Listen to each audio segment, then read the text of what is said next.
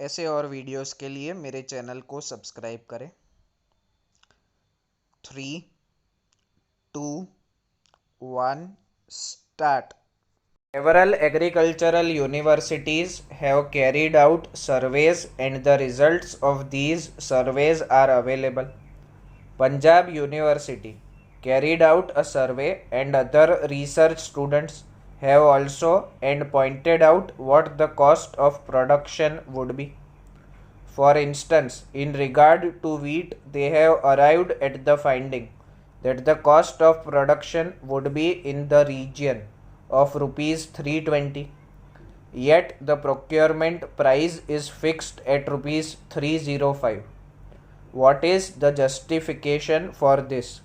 In the face of the fact that the price of fertilizer, an important input, has been doubled, the prices have increased considerably, and many types of pesticides that are in the market today are adulterated. What steps have the government taken to ensure that the pesticides that in the market for sale to the farmers are of the right quality and are not adulterated ones? Is there any machinery? In regard to drugs, at least in name, there is a drug controller in every state to see that the drugs sold are not adulterated. In regard to pesticides, have you not set up any machinery to ensure that the pesticides are not adulterated? Last but not the least important factor for maximization of agricultural production is water.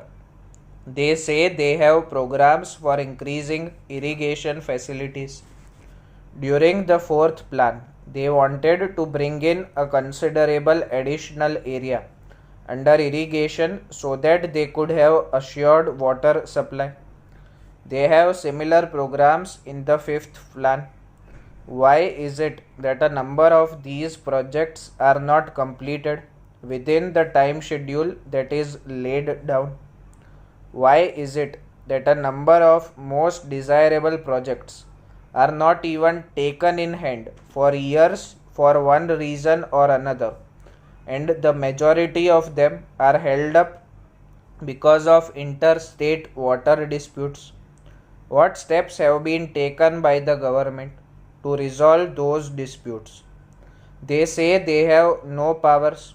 What is the good of their saying so when the ruling party is today in a position to pass any legislation that it desires, even to amend the constitution as often as it likes, and yet it does not take any steps to settle these issues, which would result in self sufficiency in food grains and also in respect of many vital cash crops needed for important industries?